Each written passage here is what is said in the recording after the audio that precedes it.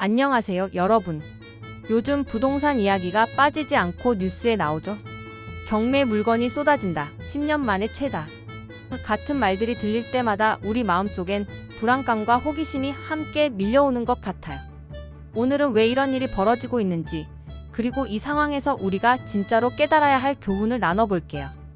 끝까지 들으시면 이게 문제였구나 하실 겁니다. 지금 부동산 경매 물건이 왜 이렇게 많아졌을까요? 가장 큰 이유는 경제가 어려워졌기 때문이에요.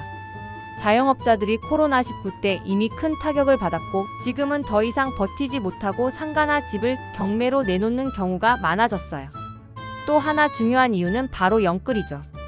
2019년부터 2021년까지 많은 사람들이 빚을 최대한 끌어모아 집을 샀는데 금리가 계속 오르면서 이제는 이자 부담을 이기지 못하고 경매로 물건을 내놓고 있어요.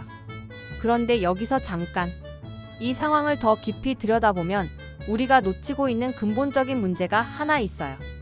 바로 모두가 부동산으로만 돈을 벌려고 한다는 것이에요. 예전에는 사람들 대부분이 노동이나 사업으로 돈을 벌고 가정을 꾸렸잖아요. 그런데 어느 순간부터 이런 흐름이 완전히 바뀌었어요. 언제부터인가 부동산이 답이다라는 말이 당연한 공식처럼 자리 잡았어요.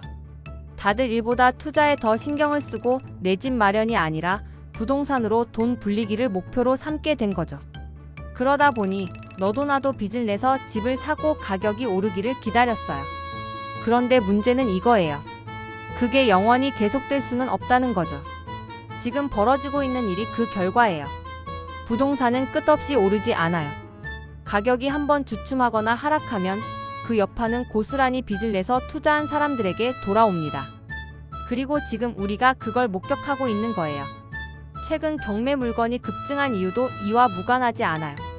상금융권이나 대부업체에서 비싼 이자를 감당하며 부동산을 샀던 사람들이 이제는 그 짐을 더 이상 질 수 없게 됐거든요.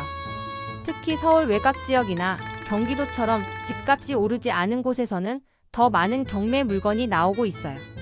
그리고 이건 단순히 개인의 실패가 아니에요.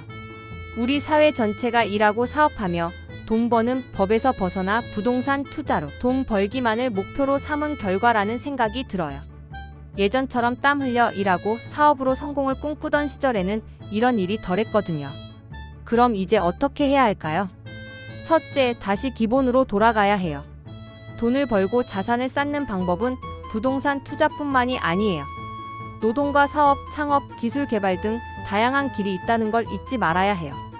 둘째, 부동산 투자에 대한 환상을 버려야 해요. 부동산은 무조건 오른다는 말은 이제 과거형이 되어가고 있어요.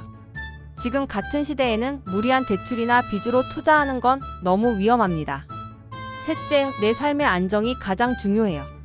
지금 이 시점에서 가장 필요한 건 무리한 투자가 아니라 내 재정 상태를 점검하고 지출을 현명하게 관리하는 거예요.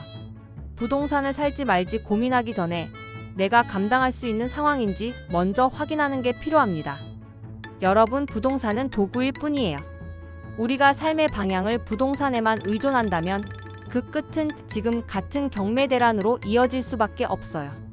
대신 내가 잘할 수 있는 일, 내 재능을 살릴 수 있는 방향으로 노력한다면 분명 더 안정적인 삶을 만들어갈 수 있을 거예요. 오늘 이야기가 여러분께 조금이라도 도움이 되었길 바랍니다. 이 글을 읽으시며 어떤 생각이 드셨는지 댓글로 나눠주세요. 구독과 좋아요는 저에게 큰 힘이 됩니다.